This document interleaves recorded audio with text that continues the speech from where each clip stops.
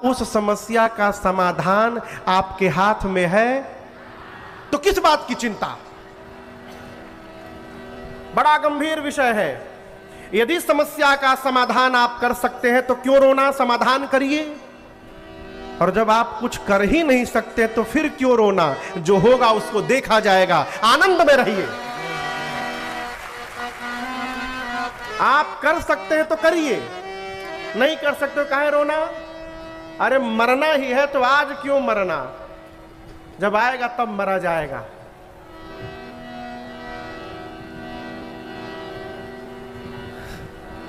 किसी महापुरुष ने कहा कि मैं जीता हूं मरने के लिए, मैं जीता हूं मरने के लिए, कुछ लोग मर मर के जी रहे हैं। आप समझ रहे हैं? मरना तो निश्चित है, आज नहीं मरना है, आनंद में रहना है। जीवन में परिस्थिति को स्वीकार करने का स्वभाव बनाइए, आप अभाव में भी नाचते हुए दिखाई पड़ेंगे। इसलिए गोस्वामी जी ने दूसरे श्लोक में राम जी के मुख को वंदन किया। तीसरा श्लोक मेरे पीछे स्वरूप का दर्शन करिए।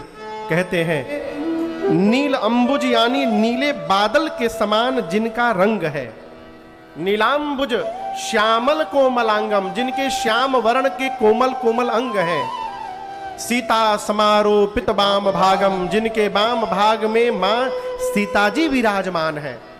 पाणौ, पाणी मने हाथ, अब पाणौ मने उभौ, दोनों हाथ में। पाणौ महाशायक चारु चापम, एक हाथ में महाशायक राम जी के बाण का नाम है अमोघ बाण, एक हाथ में अमोघ बाण। चारु चापम, चारु मने सुंदर, चाप मने धनुष। एक हाथ में अमोघ बाण और दूसरे हाथ में सारंग धनुष लेकर के अयोध्या के सिंहासन पर जो राम जी विराजमान है, नमामि रामम रघुवंशनाथम, उन राम जी को मैं बारंबार प्रणाम करता हूं। ये अयोध्या कांड के 3 श्लोक हैं। 3 श्लोकों के बाद गोस्वामी जी ने दोहा लिखा।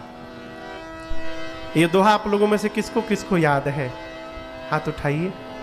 अयोध्या कांड का पहला दोहा कितने लोगों को याद है? सीपी भी आपको याद है?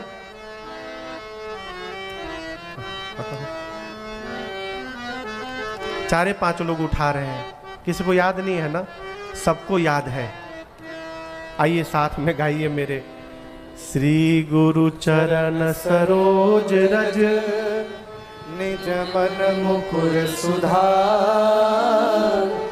बरनौ रघुबर बिमल जसु, जो दायक फल चार। अच्छा, ये दोहा कितने लोगों को याद था?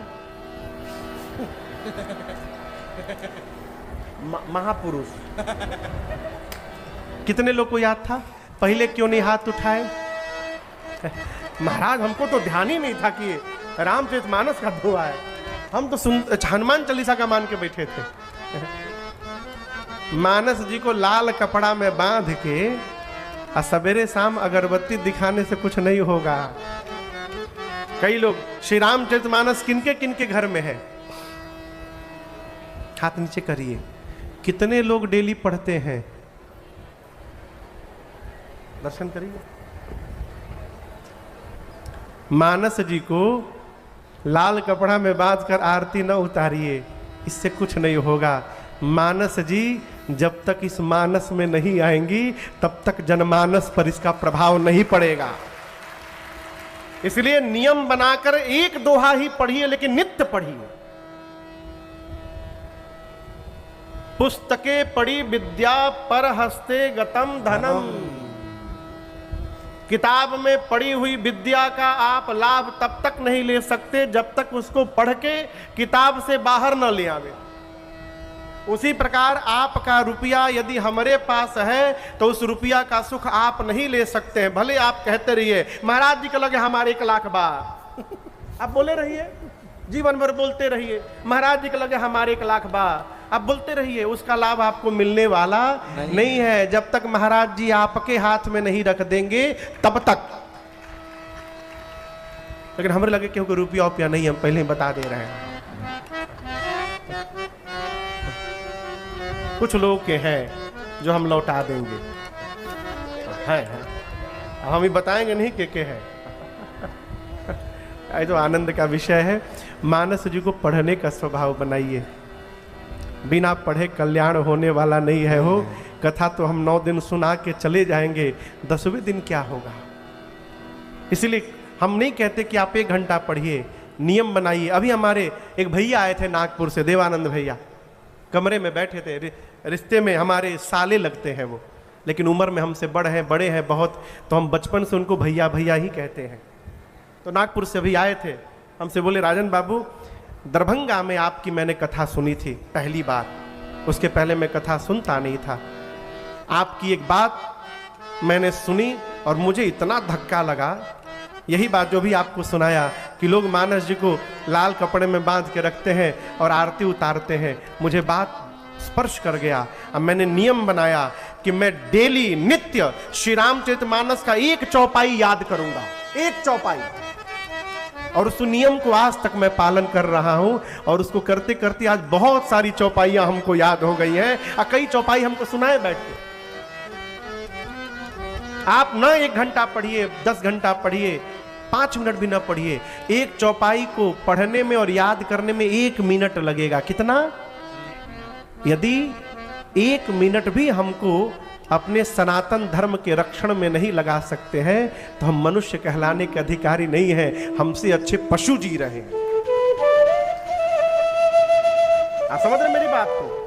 इसलिए मानस जी के प्रति यदि समर्पण दिखाना है तो मानस जी को पढ़िए, 1 चौपाई पढ़िए, लेकिन नित्य पढ़िए। गोस्वामी तुलसीदास जी ने अयोध्या कांड का पहला दोहा लिखा, श्री गुर चरण सरोज रज निज मन मुकुर सुधार, बरनऊ रघुबर बिमल जश जो दायक फल चार। गोस्वामी जी कहते हैं, मैं गुरुदेव भगवान के चरण रज से अपने मन रूपी दर्पण, मुकुर यानी दर्पण, अपने मन के शीशे को साफ कर रहा हूं। क्यों? नहाने के बाद सवेरे सवेरे शीशा के सामने जाते हैं ना, और जिसके सिर पर बाल है वो तो जाइबे करेगा, जिसका बाल नहीं उसको क्या मतलब, जाने कोई मतलब नहीं है, जहां रहे वही ठीक है। शीशे के सामने जाते हैं आप, यदि दर्पण पर धूल लगा हो, मैल जमा हो, अपना चेहरा दिखाई देगा? नहीं दिखेगा। जैसे दर्पण पर मैल लग जाए अपना मुख नहीं दिखता, उसी प्रकार मन के दर्पण पर मैल जम जाए तो भगवान की कथा समझ में नहीं आती। और ये साफ कैसे होगा? गुरुदेव भगवान के चरण रज की कृपा से, दूसरा कोई उपाय नहीं है। गोस्वामी जी गुरुदेव भगवान के चरण से, रज से मन को निर्मल कर रहे हैं। एक कथा कहती है, जितना शीघ्र हो सके सदगुरु की शरण में पहुंचिए। कहां पहुंचिए? सदगुरु की शरण में। कहां मिलेंगे महाराज? आप भगवान का नाम जपना प्रारंभ करिए। कई लोग कहते हैं, महाराज क्या जरूरी है कि गुरु जी के मुख से ही भगवत नाम की दीक्षा लेकर राम राम जपा जाए? यदि हम बिना दीक्षा लिए राम राम जपेंगे तो काम नहीं करेगा। 100% करेगा, 100% करेगा। आप जपना शुरू करिए, बिना दीक्षा लिए नाम जपना शुरू करिए। यदि आप श्रद्धा से नाम जपेंगे तो ये नाम जप ही आपको सदगुरु के पास लेके चला जाएगा। ये नाम जप ही मिला देगा सदगुरु से, और सदगुरु मिलेंगे, दिशा देंगे, और जब गुरु की दिशा मिलेगी तो राजन को देखिए, कारखाना चलाने वाला राजन राम कथावाचक बन के बैठा हुआ है। ये सदगुरु की दिशा का परिणाम है, मेरे पूज्य महाराज श्री की दिशा का परिणाम है। मेरा बदला पीठ से कह रहा हूं, आपका भी बदलेगा। आप करके तो देखिए, करके देखिए। कई लोग कहते हैं, महाराज अभी तो बहुत झंझट है, बुढ़ापे में जाएंगे। कहा जी बुढ़ापे में? घुटना में दर्द हो जाएगा, चल नहीं पाइएगा, आंख से दिखाई नहीं पड़ेगा, जाइएगा तो ऐसे से देखना पड़ेगा, दांत टूट जाएगा, कहिएगा राम आम निकलेगा, कान से सुनाई नहीं पड़ेगा। क्या गारंटी है कि तब तक रहा जाएगा? सिद्धांत कहता है, गुरु बिनु भव निधि तरई न कोई, जौ बिरंची शंकर सम होई। यदि ब्रह्मा और शंकर भी शरीर धारण करके धरती पर आ जाए, हम आप नहीं, ब्रह्मा शंकर, बिरंची शंकर, बिरंची यानी ब्रह्मा, चाचा जी, ब्रह्मा जी और शंकर जी भी शरीर धारण करके धरती पर आ जाए तो बिना सदगुरु के शरण में गए उनका भी भव पार होने वाला नहीं है। ये मानस का सिद्धांत कहता है। सदगुरु की शरण में चलिए। सदगुरु कौन? जो हमारा इस लोक के साथ साथ उस लोक को भी व्यवस्थित बना दे, वो हमारा सदगुरु। जो जीवन की निराशा को आशा में परिवर्तित कर दे, वो हमारा सदगुरु। जो भगवान से हमारा संबंध बना दे, वो हमारा सदगुरु है। सदगुरुदेव भगवान। गोस्वामी जी अपने पूज्य गुरुदेव भगवान के चरण रज से मन रूपी दर्पण को निर्मल करते हैं और अयोध्या कांड की कथा प्रारंभ करते हैं। कहते हैं जिस दिन से श्री रघुनाथ जी विवाह करके अयोध्या आए हैं, तब से अयोध्या में नित्य आनंद महोत्सव चल रहा है। नित नव मंगल मोद बधाई। और आपको सुनकर आश्चर्य लगेगा, आपके घर कोई विवाह मंगल महोत्सव हो जाए तो कितने दिन तक उत्सव मनाते हैं? पूछ रहा हूं। 5-10 दिन? 10 दिन बहुत बोल दिए आप। आजकल तो बिहवे के दिन आधा रिश्तेदार चले जा रहे हैं मुंह दिखाकर। नोटा देखा, श्रवण यानी कान, श्रावण समीप भये शीत केसा, मनहु जरठ पन आस उपदेसा। कान के पास के केश श्री चक्रवर्ती जी को श्वेत दिखाएं और उनको ऐसा लगा कि ये केश उनके कान में प्रवेश करके और उनको उपदेश दे रहे हैं। क्या महाराज, हम लोग तो अपना रंग अब बदलना प्रारंभ कर दिए, आप अपना रंग कब बदलेंगे? समय आ गया है राम को युवराज पद पर बिठा करके और मुक्त हुआ जाए। बड़ा गंभीर विषय है विनोद बाबू, इस बात को याद रखिएगा। मुक्त कोई करता नहीं है, मुक्त होना पड़ता है।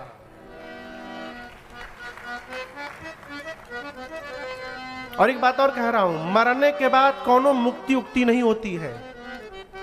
कोई मर जाता तो लोग कहते हैं फलानवा मुक्त हो गई। मरने के बाद कोई मुक्ति नहीं, मरने के बाद केवल एक कार्यक्रम है, का तेरही, बस तेरही होती है। वो भी कब? जब लड़का लायक होगा तब। ये तो अब तो भगवान मालिक है। जो जीते जी मुक्त नहीं हो पा रहा है, वो मरने के बाद खाक मुक्त होगा। प्राण निकल रहा है और शरीर कांप रहा है, चाबी जनेऊ में बांध के बैठे हैं। तिजोरी की चाबी जनेऊ में बांध करके बैठे हैं, अब प्राण निकलने वाला है। ये आदमी मुक्त होगा, 7 जन्म में मुक्त नहीं होगा। ये कथा कहती है परिवार में संतान यदि योग्य हो गई तो पिता का पहला धर्म है अपना सारा भार पुत्र को सौंप करके मुक्त हो जाइए। संतान लायक हुआ, हैंड ओवर करिए। लोग कांखी तर दबा के बैठे हैं, छोड़ेंगे नहीं हम जब तक जिएंगे। आज मर जाइएगा, कल किसके पास जाएगा? उसी के पास जाएगा। लोग छोड़ते काहे नहीं है? बर्बाद कर देगा। आपके बाद कौन आबाद करेगा? आप सोचिएगा, आप यदि अपने सामने छोड़ दीजिएगा और यदि आपका बेटा तनिक दाएं बाएं भी जाएगा तो आप उसके सिर पर हैं उसको संभालने के लिए। आपके बाद जाएगा तो कौन संभालेगा? इसलिए संतान योग्य हो, उसको सारा कार्यभार सौंप करके आनंद में रहिए।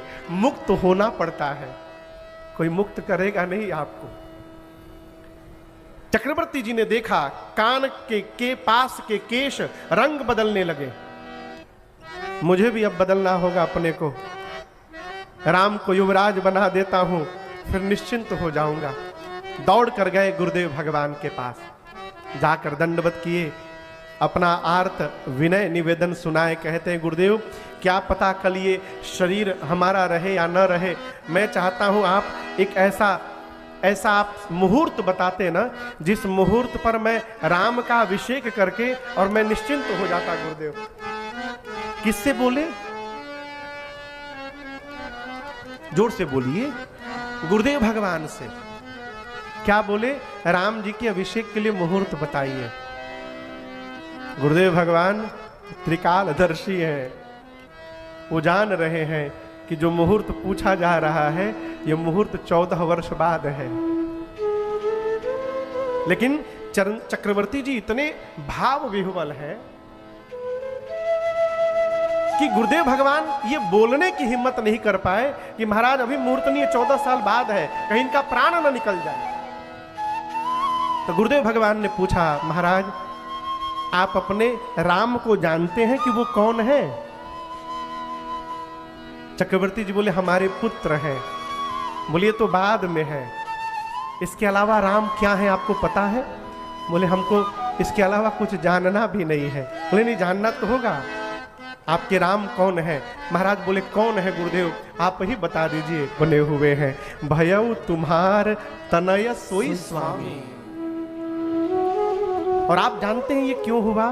केवल और केवल प्रेम के कारण। राम पुनीत, पुनीत मने पुनीत मने नहीं मालूम, जोर से बोलिए। पुनीत मने पवित्र,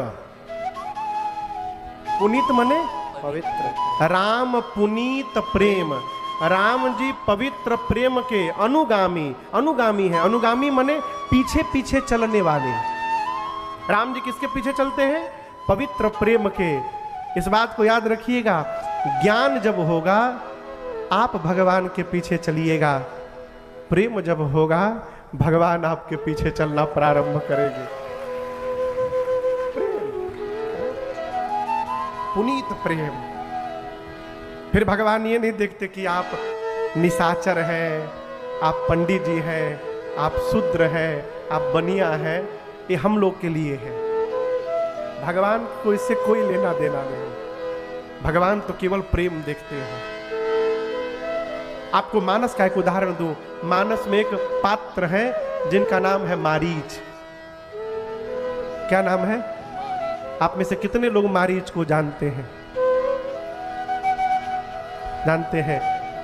अच्छा ये बताइए, मारीच राक्षस है कि मनुष्य है कि देवता है? हाँ, राक्षस है, असुर है मारीच। रावण गया मारीच के पास, जाकर कहा कि चलो सोने का हिरण बनो। मारीच पूछा क्यों? कहा कि राम की पत्नी का हरण करना है। मारीच ने कहा रावण दिमाग ठीक है तुम्हारा? जिस राम ने ताड़का को मार दिया, जिस राम ने सुबाहु को मार दिया, जिस राम ने खरदूषण को समाप्त कर दिया, जिस राम के एक बाण से बिना फर का बाण था इसलिए मैं बच गया, 100 योजन दूर आकर मैं गिरा, उस राम को तुम मनुष्य समझ रहे हो रावण? मैंने देखा है राम को, तुम मिले नहीं हो, मैंने उनके बाण को झेला है। रावण, राम मनुष्य नहीं है, राम तो परमात्मा है। मैं कहता हूं शरण में चल चलोगे ना, बड़े दयालु हैं, उद्धार कर देंगे तुम्हारा। मारीच बोला प्रवचन सुनने नहीं आया हूं। रावण बोला मैं तुमसे प्रवचन सुनने नहीं आया हूं, यहां पर राम के पास सोने का हिरण बन के तुम चल रहे हो कि नहीं चल रहे हो, हमको यस और नो में उत्तर दो, बस हां और ना में। मारीच बोला यदि मैं अब की बार गया उनके सामने तो मुझे मार देंगे, पिछली बार तो छोड़ दिए थे, अब की बार मैं गया तो मुझे मार देंगे।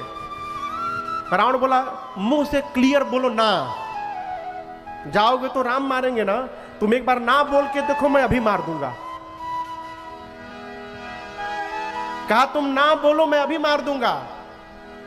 राम मारेंगे कि नहीं मारेंगे तो बात की बात, तुम एक बार ना बोलो नहीं जाऊंगा मैं अभी मार दूंगा। मारीच बोला अरे जाऊंगा तो राम जी मारेंगे, नहीं जाऊंगा तो ये पापी मारेगा। इसका अर्थ है अब आज मरना तय हो गया है। बहुत सोचा मारीच ने, फिर निर्णय किया यदि मरना ही है तो इस पापी के हाथ से क्यों मरा जाए। चलता हूं, परमात्मा के हाथ से मरूंगा। अब भगवान मारेंगे तो मुक्ति प्राप्त हो जाएगी। कौन सोचा? मारीच। और चला मारीच सोने का हिरण बनकर। अब आप सोचिए, कोई व्यक्ति मरने जा रहा है लेकिन नाचते हुए जा रहा है। मारीच सरकार नाच रहा है, मन में कहता है कि क्या सौभाग्य है मेरा, आज जाऊंगा। अब पीछे पीछे हाथ में धनुष बाण लेके कौन दौड़ेगा? बोलिए, राम जी। मम पाछे धर धावत धरे सरासर बाण। आगे आगे मैं दौड़ूंगा, पीछे पीछे राम जी दौड़ेंगे। क्या अद्भुत भगवान की कृपा हो गई, पूरा जगत राम जी के पीछे दौड़ता है। आज राम जी मेरे पीछे दौड़ने वाले हैं, मेरे पीछे दौड़ेंगे। और एक बात बताऊं, मैं जब आगे आगे भागूंगा ना, लोग तो उनकी एक झलक देखने के लिए तरसते हैं। मेरा कितना सौभाग्य है, मैं आगे आगे दौड़ूंगा, अब बीच बीच में पीछे मुड़ मुड़ कर राम जी को देख लिया करूंगा। आज कई बार देखने का सौभाग्य प्राप्त होने वाला है। धन्य नमो समान। ये कौन कह रहा है? मारीच, जो मरने जा रहे हैं। राम जी मारीच को देखे तो तुरंत बाण नहीं मारे। कथा सुनिएगा, एक पात्र है रामायण में, जयंत इंद्र का बेटा कौआ बनकर आया, सीता मैया की पांव में चोंच से मार दिया था। राम जी चित्रकूट में बैठकर बाण चला दिए, वो भी कुशा का बाण, असली बाण नहीं था, कुशा का बाण था। चित्रकूट में बैठे बैठे चला दिए वो बाण। 3 लोग 14 भुवन घुमाया। किसको? जयंत को। राम जी आज पंचवटी में बैठ के मारते तो क्या मारीच को बाण नहीं लग जाता? लेकिन यदि राम जी तुरंत मार देते तो मारीच की अंतिम इच्छा का क्या होता कि राम जी मेरे पीछे पीछे दौड़ रहे हैं, मैं आगे आगे भाग रहा हूं। उसकी अंतिम इच्छा पूर्ण करने के लिए भगवान धनुष बाण लेके उसके पीछे दौड़ पड़े। बहुत दूर तक राम जी गए। ये क्यों? राम पुनीत प्रेम अनुगामी। ये प्रमाण है। प्रेम आप यदि भगवान को करिएगा तो भगवान आपके करिए। कैसे करें महाराज? अपने जैसा प्रेम करिए। एक शिष्य अपने सद्गुरुदेव भगवान के पास जाकर कहा, गुरुदेव मैं जीवन में भक्ति प्रारंभ करना चाहता हूं, उसके लिए क्या करना होगा? गुरुजी बोले, इधर आओ मेरे पास आके बैठो। पास बुलाकर शिष्य को गुरुदेव भगवान बिठाए। बोले, ये बताओ घर में कितने लोग हो? बोला, 4 लोग हैं गुरुजी, मैं हूं, मेरी पत्नी है और 2 बच्चे हैं मेरे। अच्छा, भोजन कितने लोगों का बनता है घर में? 4 लोगों का बनता है गुरुजी। और जन्मदिन मनाते हो, कितने लोग का मनाते हो? 4 लोग का गुरुजी। कपड़ा लाते हो, 4 लोग का कपड़ा हर साल में 2-3 बार खरीदते हैं गुरुजी। गुरुजी ने कहा कि तुम भक्ति प्रारंभ करना चाहते हो ना? जी गुरुदेव। बोले, मेरी बात याद रखना, आज के बाद यदि तुमसे कोई पूछे कि घर में कितने लोग हैं, 4 लोग मत कहना, कहना 5 लोग हैं। पूछा, वो 5वां कौन है गुरुदेव? बोले, तुम्हारे घर के ठाकुर जी। तुम्हारी भक्ति इसलिए प्रारंभ नहीं हो पा रही है कि तुम ठाकुर जी को घर का सदस्य मानते ही नहीं हो, तुम उनको मूर्ति मान के बैठे हो। जिस दिन से ठाकुर जी घर के मेंबर बन जाएंगे, अपने साथ ठाकुर जी का भोजन बनने लगेगा, अपने जन्मदिन के साथ हम घर में ठाकुर जी का उत्सव मनाने लगेंगे, अपने साथ हम ठाकुर जी का वस्त्र लेकर के आएंगे, उसी दिन से हमारे जीवन में भक्ति प्रारंभ हो जाएगी। और फिर कहीं जाने की आवश्यकता नहीं है, फिर भगवान आपके घर में प्रकट होकर आपको दर्शन देंगे। यह है राम पुनीत प्रेम अनुगामी। राम जी पवित्र प्रेम के पीछे पीछे चलते हैं। आप लोगों को समझ में आ रहा है कुछ? गुरुदेव ने कहा, महाराज रात भर में ही सारी रचना बन गई, और मैं आपको निवेदन करूं एक बात, राम जी के बन जाने में मेरी मां कैकेयी का कोई अपराध नहीं है। मां का तो कोई दोष ही नहीं था। वो तो मां ने जो कुछ भी किया राम जी के कहने पर किया। अब इसको गंभीरता समझिएगा। और आपको मैं क्या कहूं, हम कथावाचक लोग, हम जो कथा गाते हैं, हम कथावाचक लोग इस पीठ पर बैठकर और मां कैकेयी को न जाने क्या क्या न सुनाते हैं। देखिए, आप यदि परीक्षा में 100% नंबर से पास हो जाए तो आपकी उपलब्धि को भुनाने के लिए बहुत लोग लाइन में मिलेंगे। हम ही तो पढ़ाए थे उनको, हम ही पढ़ाए थे उनको। लेकिन यदि भगवान न करे कोई फेल हो जाए तो कोई कहने वाला नहीं है कि हम ही उनको पढ़ाए थे। आपके लिए जीवन में जो कलंक लेने को तैयार हो जाए, आपके लिए वो भगवान के समान है, उसका सदैव आदर करिए। असफलता को कोई नहीं ओढ़ता, कोई नहीं ओढ़ता। मां कैकेयी ने जो कुछ भी किया राम जी के कहने पर किया। याद रखिए, यदि राम जी बन न जाते, राम जी भगवान न बन पाते। राम बन गए तब राम बन गए, राम बन गए तब राम बन गए। यदि राम बन न जाते तो केवल राजकुमार राम रह जाते। कौशल्या ने केवल राम को जन्म दिया, उस राम को 14 वर्ष वन भेजकर मां कैकेयी ने मर्यादा पुरुषोत्तम राम को जन्म दे दिया। इसलिए मां पर कभी दोष न लगाइएगा। मां को प्रमाण पत्र राम जी ने दिया है, मां को प्रमाण पत्र भरद्वाज जी ने दिया है। भरद्वाज मुनि कहते हैं चित्रकूट में भरत जी से, किस बात की चिंता करते हैं, तात कैकेयी दोष नहीं। भरत जी, कैकेयी का कोई दोष नहीं है। गई गिरा मति धूल, वो सरस्वती मति पलट के चली गई। राम जी कहते भरत जी से चित्रकूट में, भाई या कि राम जी को ही यदि बन जाना था तो केवल राम जी का वनवास मांग लेती, अपने बेटे के लिए राज सत्ता क्यों मांग ली? क्या लालच नहीं है? ये लालच नहीं है। मां कैकेयी अपने कोख से जन्म लेने वाले भरत जी का परीक्षण करना चाहती है। मैं भी तो देखूं, जिस भरत को मैंने जन्म दिया है उसके जीवन में राजपद और राम पद आ जाए एक साथ, तो मेरा भरत राजपद की ओर दौड़ता है कि राम पद की ओर दौड़ता है। ये परीक्षण करना था मां को। आप सब जानते हैं, महाराज कैकेयी मैया से ये वरदान सुनने के पहले राम जी की सौगंध ले लिए थे। मंथरा ने सिखाया था, जब तक राम की सौगंध न ले मत मांगना। महाराज ने कहा, मैं राम की सौगंध लेता हूं कैकेयी, रघुकुल रीति सदा चली आई, प्राण जाहि मरु बचन न जाए। वचन नहीं छोड़ूंगा मैं, मांगो क्या चाहिए। मां ने 2 वरदान मांग लिए। उसी वरदान के परिणाम स्वरूप प्रातः काल सजीवन साज समाज सब बनिता बंधु समेत, बंद विप्र गुर चरण प्रभु चले करी सबही अचेत। सुमंत जी दशरथ जी के कहने पर सुमंत जी रथ लेकर गए। राम जी, लक्ष्मण जी, सीता जी रथ पर बैठे हैं। अयोध्या की पूरी प्रजा रथ के पीछे दौड़ने लगी पागलों की भांति।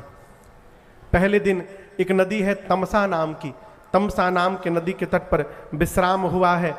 प्रातः काल मध्य रात्रि में राम जी सोचे, यदि इसी प्रकार अयोध्यावासी मेरे पीछे पीछे चलेंगे तो पिताजी के वचन का निर्वाह कैसे करूंगा। मध्य रात्रि में अयोध्यावासी को गहरी निद्रा में सोता हुआ छोड़ करके और भगवान सुमंत जी से बोले कि तात खोज मारी रथ हाकहु तात, रथ के पहिए के चिन्ह को मिटा करके आप मध्य रात्रि में चलिए।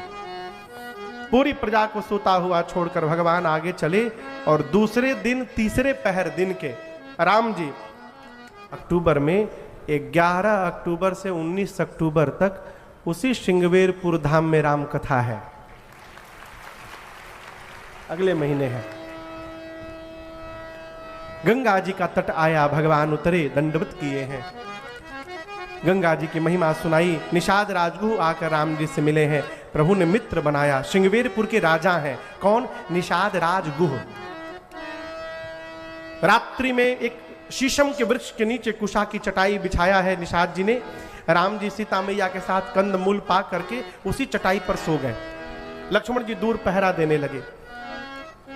सभी सिपाहियों को बुलाकर निषाद जी ने कहा कि मुझे पता चला है कल रात में तमसा नदी के किनारे राम जी अयोध्या वासियों को सोता हुआ छोड़ के चले आए हैं। कहीं हम लोग भी रात में सो जाएं और राम जी यहां से रात में ही चले जाएं तो।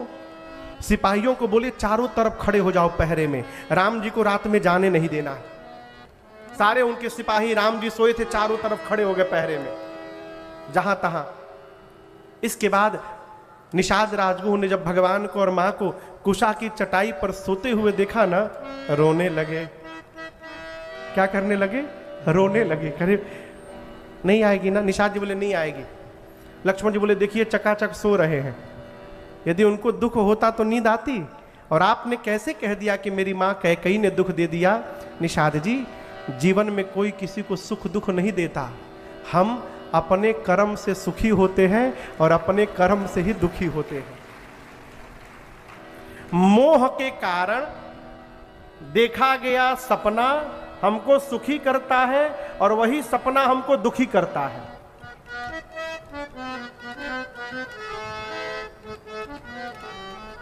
बतिया बुझाया विनोद भैया? मोह में जो सपना देख रहे हैं, मैं और खोल के बताऊं? और खोल के बुरी लग जाएगी किसी को बात, थोड़ा घुमा के कहता हूं। अब जैसे हम भिलाई आए हैं, बड़ा अच्छा लग रहा है, बगल में रायपुर है। अब हम सोच लें एक ठे रायपुर में घर हो जाए तो आनंद आ जाएगा।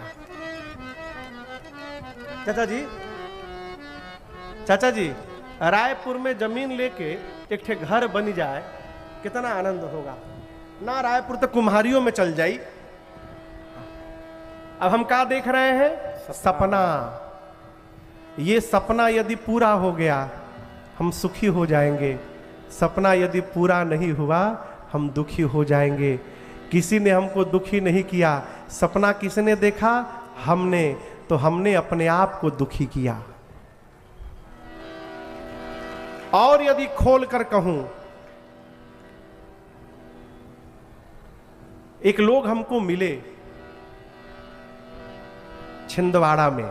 छिंदवाड़ा जानते हैं? नागपुर के पास में है। तो हमारे एक परिकर है वहां पर, कथा के साहू परिवार है, राजकुमार साहू और नरेश साहू।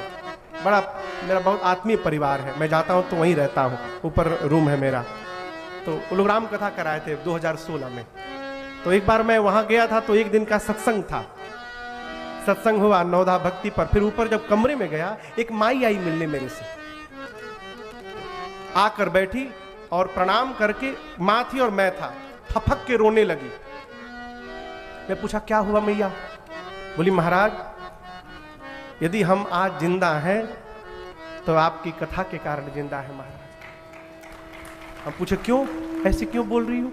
बोले महाराज हमारा एक ही बेटा है, उसको पढ़ाने में हम लोग अपना सर्वस्व लगा दिए, उसकी शादी किए, दिल्ली में उसको जॉब मिला, नौकरी मिली। कितना दूर है छिंदवाड़ा से दिल्ली? 3 साल से आया नहीं महाराज। हम बुलाते हैं तो आता भी नहीं, फोन भी नहीं उठाता है। हम और हमारे पति यहाँ रहते हैं, उनका अपना बिजनेस है। हम लोग इतने दुखी हो गए थे महाराज कि बोले अब जीने का कोई मतलब नहीं है, अब प्राण त्याग देना है। तो मेरे पति ने सारा बिजनेस बंद किया, जितना लेन देन था सब क्लियर किया, और हम लोग ये निर्णय किए कि अगले रविवार को प्राण त्यागना है। तो एक सप्ताह में जितने रिलेटिव थे सबसे बात कर लिए, सबसे फोन करके बात किए, हाल चाल लिए, अपना खबर दिए, ये नहीं बताए क्या करने वाले हैं। हम लोग निर्णय किए थे कि रविवार को रात को भोजन में जहर मिला के खाएंगे या खा के सो जाएंगे।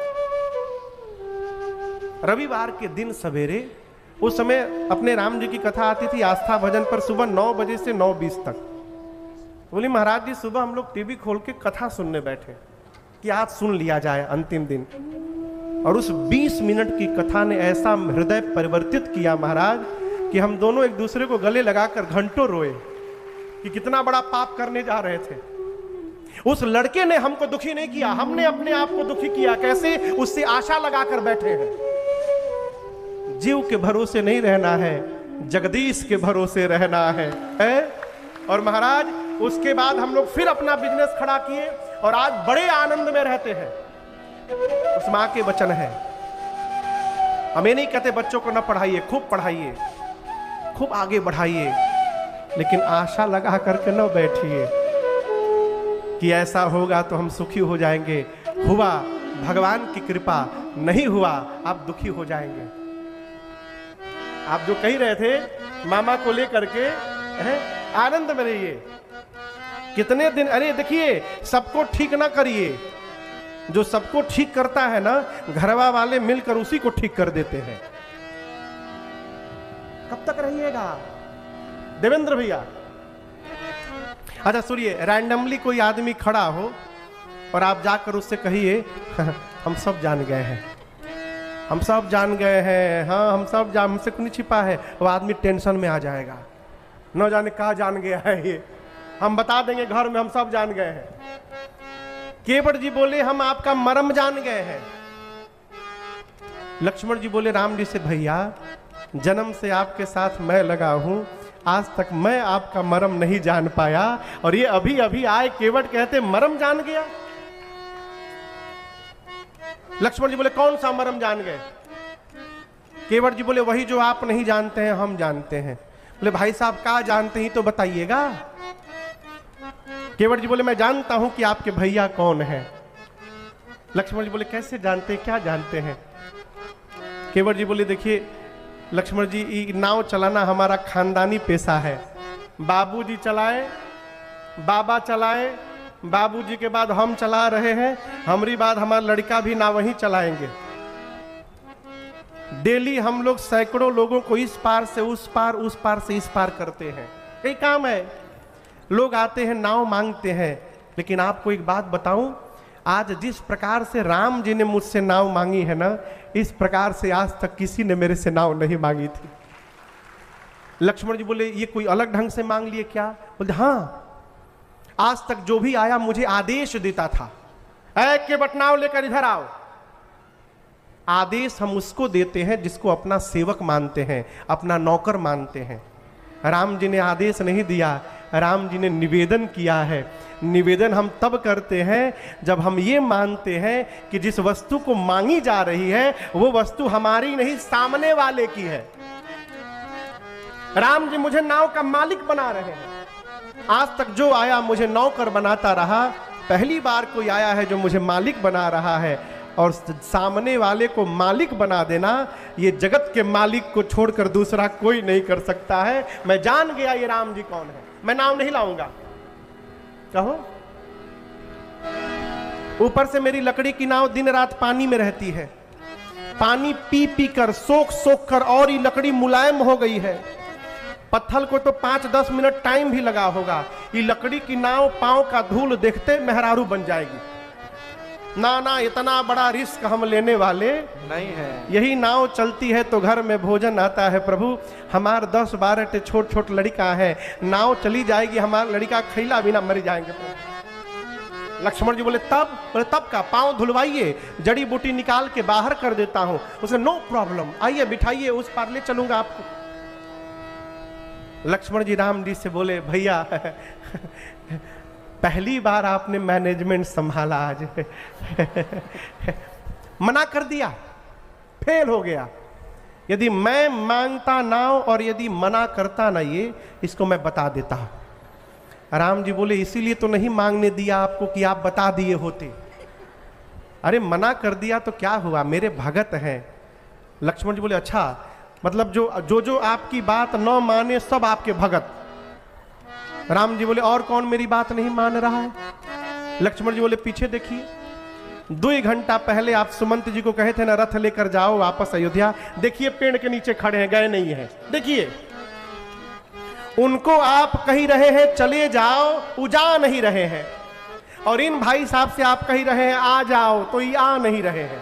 इसका मतलब आप जिसको जो कहते हैं उसका उल्टा करता है। राम जी बोले अच्छा ये बताओ, वनवास मेरा हुआ था कि तुम्हारा? लक्ष्मण जी बोले प्रभु आप ही का हुआ था। राम जी बोले अयोध्या से चलते समय मैंने आपको और सीता जी को मना किया था ना मत चलो। आप दोनों मेरी बात माने, मेरी बोहनी आप ही लोगों ने बिगाड़ी है।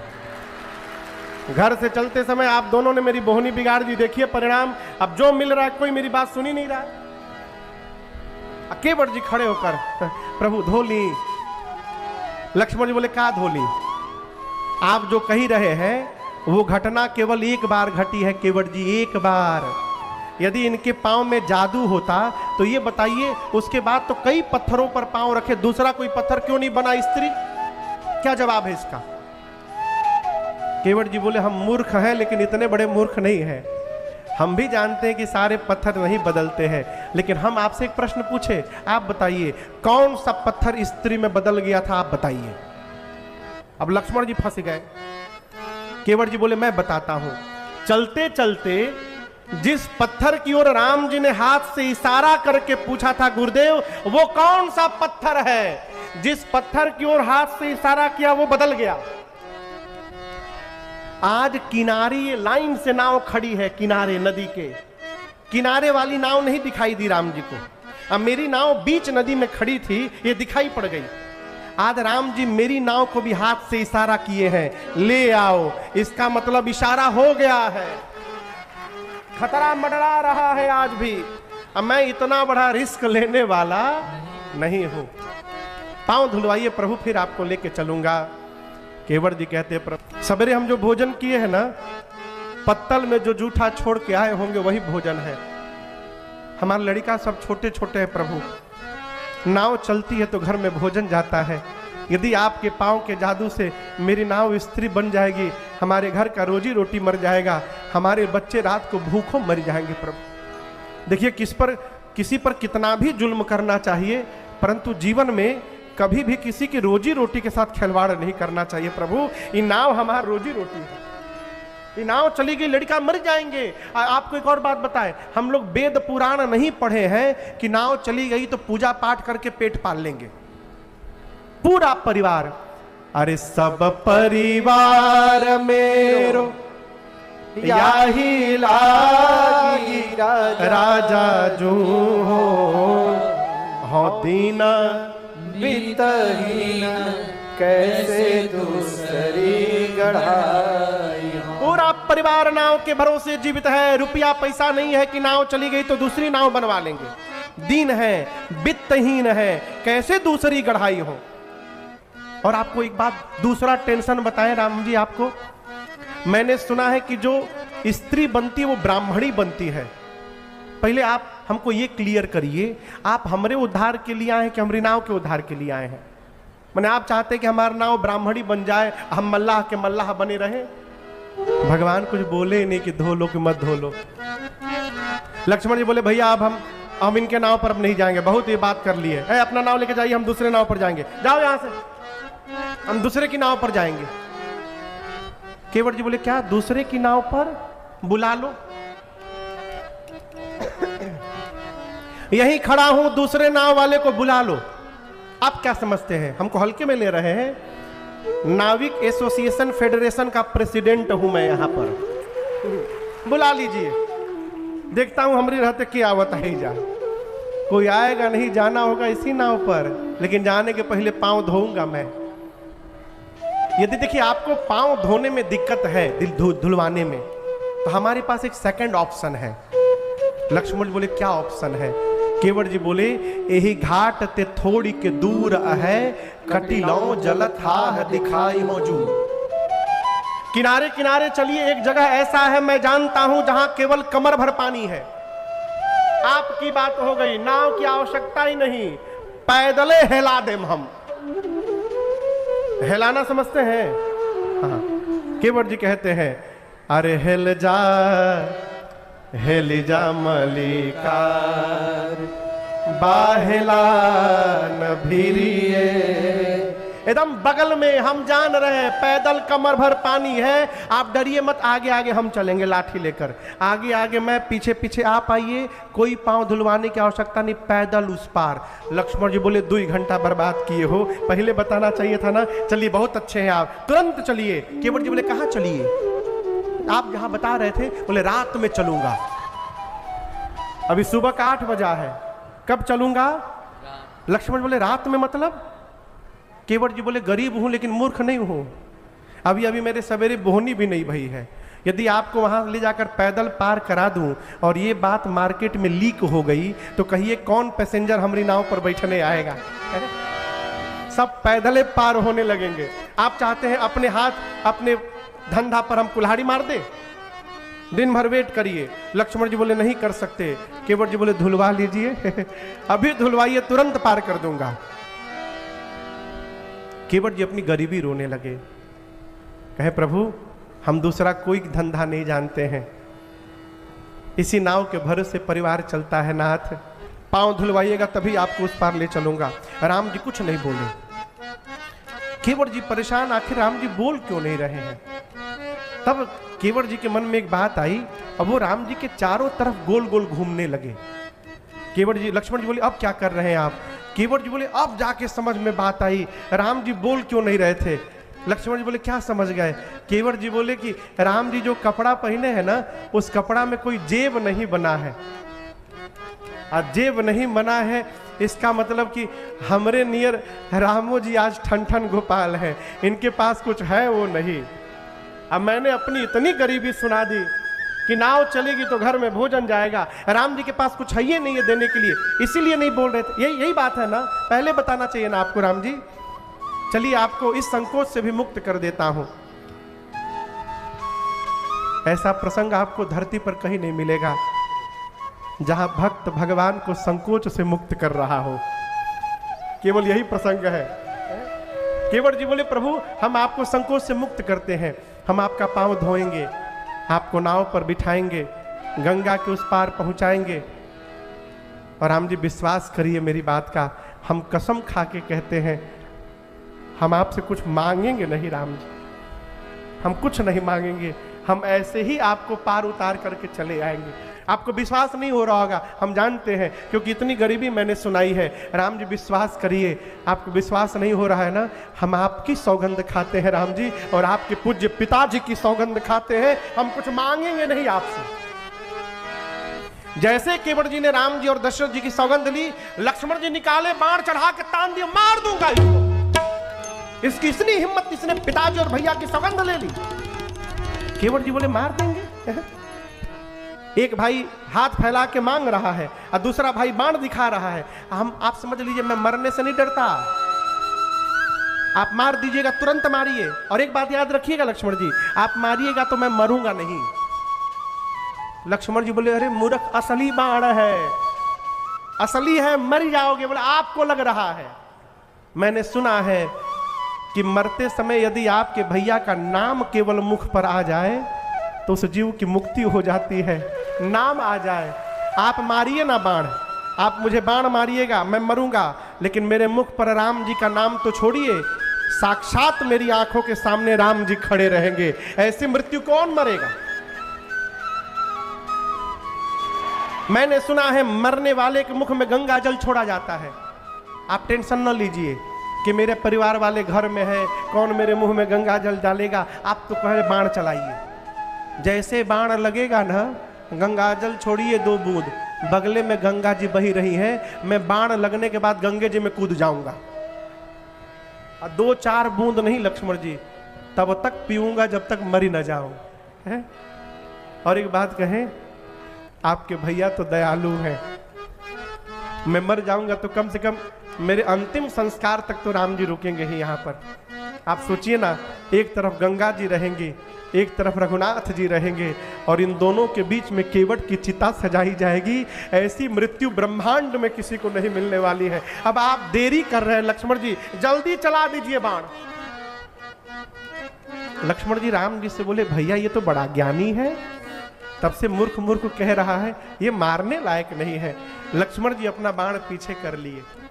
केवट जी बोले प्रभु मर जाऊंगा, परंतु जब तक पांव नहीं धोऊंगा तब तक नाव पर चढ़ने नहीं दूंगा। केवट जी की इस बात को सुनकर रघुनाथ जी बेहस पड़े। राम जी अब स्पष्ट बोल दिए, बेगी आनु जल पाय पखारो, अहो तब विलंब उतार ही पारो। केवट जी विलंब हो रहा है, जल्दी पांव जल लाइए, पांव पखारिए, हमको उस पार पहुंचाइए। किसने कहा? किसने कहा? राम जी ने केवट जी को कहा कि पांव पखारिए। अब तो केवट जी को जाना चाहिए था ना, लेकिन आपको सुनकर आश्चर्य होगा, अब तक केवट जी खड़े थे, लेकिन जैसे राम जी ने कहा पांव पखारिए, केवट जी वहीं बैठ गए। अब उनको बैठे देख लक्ष्मण जी बोले भैया ये तो बैठ गए। राम बोले आप पूछो क्यों बैठे? लक्ष्मण जी बोले धोने के लिए बोल दिए है ना, आप धोइए पांव। केवट जी बोले देखिए धोने के लिए बोले होते तो मैं कब का धो दिया होता, राम जी पखारने के लिए बोले हैं। लक्ष्मण जी बोले धोना पखारना अलग अलग है का? बोले एक ही रहता तो दो शब्द क्यों बनाया जाता? धोने का मतलब पानी लाओ रगड़ के धो दो, अब पखारने का मतलब है कि साथ में पत्नी हो, पूरा परिवार हो, सबके सामने धोने का मतलब है पखारना। पत्नी तो घर पर है, अकेले कैसे पखार लूं मैं? लक्ष्मण जी राम जी से बोले भैया इतना भारी शब्द क्यों बोल दिए आप? सीधा सीधा बोले होते धोने के लिए, पखारने का कितना गंभीर अर्थ लगा के बैठे हैं ये। अब केवट जी कह रहे हैं कि प्रभु हमको आज्ञा दीजिए तो हम जाएं परिवार को बुला के लाएं। लक्ष्मण जी बोल रहे कहीं नहीं जाना है, यहीं बैठो। बोले भैया भेजिएगा मत इसको, 3 घंटा बर्बाद किया है, कहीं नहीं जाना, अकेले जो करना है करो तुम। राम जी को लक्ष्मण जी का भी मन रखना है और केवट जी का भी भाव बचाना है। लक्ष्मण जी से तो राम जी बोले नहीं नहीं बिल्कुल नहीं भेजना इनको, नहीं बहुत समय बर्बाद कर दिए, कहीं नहीं भेजूंगा, निश्चिंत रहो। केवट जी से राम जी ने इशारा किया। केवट जी ने जैसे इशारा पाया, अरे प्रभु रुख पाई के दौड़े बुलाई बालक घर नीहू। दौड़े घर की ओर, पत्नी को बुलाया, बच्चों को बुलाया, बुलाकर बोले नदी के किनारे जाओ, 2 पुरुष हैं, एक सांवले हैं एक गोरे हैं, गोरके के पास भूल कर मत जाना। पत्नी पूछी क्यों? हर बात में बाण निकाल लेता है। जो सांवले वाले हैं वो तो बोलते ही नहीं है। जाना, उनको प्रणाम करना सब लोग, अब प्रणाम करके चारों तरफ से उनको घेर करके बैठ जाना। पत्नी पूछी प्रणाम करना तो ठीक है, घेरना क्यों? केवट जी बोले 3 घंटे से खड़ा किया हूं, 2 घंटा भी और खड़ा करना है उनको, घिरे रहेंगे तो भाग नहीं पाएंगे। परिवार आया केवट जी का, बंदी के चरण अचहु दिसी बैठे, चारों तरफ से घेर करके परिवार बैठ गया। केवट जी दौड़े घर में, सोचे क्या लेकर चलूं, कठौता की कठौती। आप लोग कठौता जानते हैं? लोहा का होता है ना? अच्छा लकड़ी का, अच्छा अच्छा, लोहों में कई लोग, हाँ हाँ लकड़ी का होता है कठौता कठौती। उसमें भी पुरुष पुल्लिंग और स्त्रीलिंग होता है। कठौता पुल्लिंग है और कठौती स्त्रीलिंग है। केवट जी सोचे कठौती ले चलूंगा, स्त्रीलिंग है, कहीं जड़ी बूटी का प्रभाव हुआ तो औरत बन जाएगी। कठौता ले चलता हूं चाचा जी, यदि जादू हुआ लड़का भी बनेगा तो भी आनंद आएगा। उसी लड़के से दिन रात नाव चलवाऊंगा, शाम को हिसाब लिया करूंगा। छोटा सा कठौता। गोस्वामी जी कहते हैं, अरे छोटो सो कठौता भारी आनी पानी गंगा जू को। इतना छोटा कठौता लिए केवट जी कि उसमें राम जी का एक ही पांव आए बस। जैसे जल लेकर आए, कठौता का साइज देखते लक्ष्मण जी आग बबूला हो गए। बोले भैया जानबूझ के छोटा लाया है, जानबूझ के। केवट जी बोले लक्ष्मण जी छोटा आदमी का सब सामान छोटा होता है, जिसको आप छोटा कह रहे हैं, जब हमारी आंख से देखिएगा ना, यही आपको बड़ा दिखाई देने लगेगा। घर में जो होगा वही न लेके आएंगे हम। बोले प्रभु दाहिना पांव रखिए। राम जी दाहिना पांव रखे, केवट जी धोए रगड़ के, अब पूरा पानी पी गए। कहे बायां बाकी है लेफ्ट वाला, अभी रुकिए फिर पानी लाता हूं। फिर गए जल लाए, भगवान का दाहिना पांव धोए और धोने के बाद बैठ गए। अब वो पांव बाहर नहीं निकाल रहे। राम जी बोले क्या हुआ, निकालिए। बोले प्रभु एक भूल हो गई हमसे। राम जी बोले क्या कर दिए? बोले प्रभु दाहिना पांव धो तो दिया था मैं, लेकिन आप फिर नीचे रख दिए और उसमें फिर से धूल लग गया। राम जी बोले ऐसे तो जितनी बार धोगे उतनी बार लगेगा। बोले इसीलिए तो बायां नहीं निकाला हूं, बायां को मैं पोंछ देता हूं और उसके बाद इसको आप ना हमारी गमछे के ऊपर रख लीजिए प्रभु बायां पांव, दाहिना वंस मोर प्रभु, एक बार और धोना पड़ेगा दाहिना पांव। लक्ष्मण जी बोले प्रभु अब तो डबलियाने लगा। राम जी बोला अच्छा कोई बात नहीं, जाओ जल लाओ। तीसरी बार जल लाए, पांव धोए, तीनों बार का पानी केवट जी अपने पी गए। अब भगवान केवट जी के गमछे पे खड़े हैं। लक्ष्मण जी बोले हो गया ना, जो चाहते थे तुम्हारे मन का हो गया, अब बिठाओ नाव पर उस पार ले चलो। केवट जी बोले हमारा लड़का। लक्ष्मण जी बोले इसका क्या मतलब? केवट जी बोले हमारा लड़का हमारा मुंह देखने आए हैं। बोले राम जी आपको आप नहीं देखे प्रभु, मैं जब तीसरी बार पी रहा था ना, हमारा जो छोटका लड़का है मुंह खोल के बैठा था प्रभु, एक बार प्रभु और पांव धुला लीजिएगा ना, एक बार और, थोड़ा परिवार को प्रसाद मिल जाएगा प्रभु। राम जी बोले अच्छा जाओ। भगवान तो सब समझ रहे हैं, लक्ष्मण जी का टेम्पर उतना हाई होते जा रहा है। चौथी बार गए, जल लेकर आए, धोए और भगवान के साक्षी बनाकर अपने पूरे परिवारी जनों को केवट जी ने चरणामृत पान कराया और सबका उद्धार कर दिया। आपको सुनकर आश्चर्य होगा, केवट जी के पहले चरणामृत पीने का नियम नहीं था। लोग पांव पखार कर उस जल को घर में छिड़कते थे। चरणामृत पान करने का नियम, इस नियम को जन्म देने वाले हमारे केवट भैया है। इन्हीं के बाद ये प्रथा प्रारंभ हुई चरणामृत पान करने की। पूरे परिवार को पिलाया, लास्ट में थोड़ा पानी बच गया। केवट जी सोचे हम पी ले, जैसे हाथ उठाए लक्ष्मण जी हाथ पकड़े, बोले रुको 2 मिनट, तुम पहले याद करो तुम्हारे घर का कोई सदस्य छूट तो नहीं गया, याद करो। बोले नहीं नहीं सब पूरा परिवार तो ही बैठा है, कोई नहीं छूटा है, ताता चाचा काका नाना मामा को जो हो मैं सब पी लिए, अब तुम पी जाओ। पी लिए। लक्ष्मण जी बोले अब हो गया, अब लेके चलो। बोले गांव वाले आप तो चले जाएंगे, हमको लौट कर इसी गांव में रहना है, क्यों झंझट में डालना चाहते प्रभु, इसके बाद तो कोई बचा ही नहीं। भगवान बोले जाओ ले आओ। 5वीं बार गए, जल लाए, पखारे। आपको बताऊं पूरे गांव को चरणामृत बांटने में 2 घंटा समय लगा। 2 घंटा लक्ष्मण जी पूरा तिलमिला रहे हैं। केवट जी आए तो लक्ष्मण जी बोले अब एक शब्द नहीं बोलोगे तुम। केवट जी सोचे अब इनसे बोलूंगा तो मार डालेंगे। केवट जी आके राम जी को प्रणाम करके बोले प्रभु प्रभु। राम जी बोले क्या? बोले प्रभु एक बार और धोऊंगा।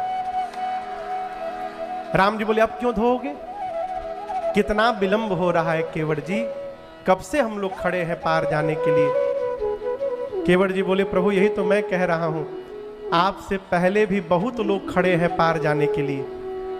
राम जी बोले दिखाई तो कोई नहीं दे रहा है। केवट जी बोले प्रभु आप यदि देख लिए होते तो वो सब कब के पार हो गए होते। भगवान बोले किसकी बात कर रहे हो? केवट जी बोले हम अपने पितरों की बात कर रहे हैं।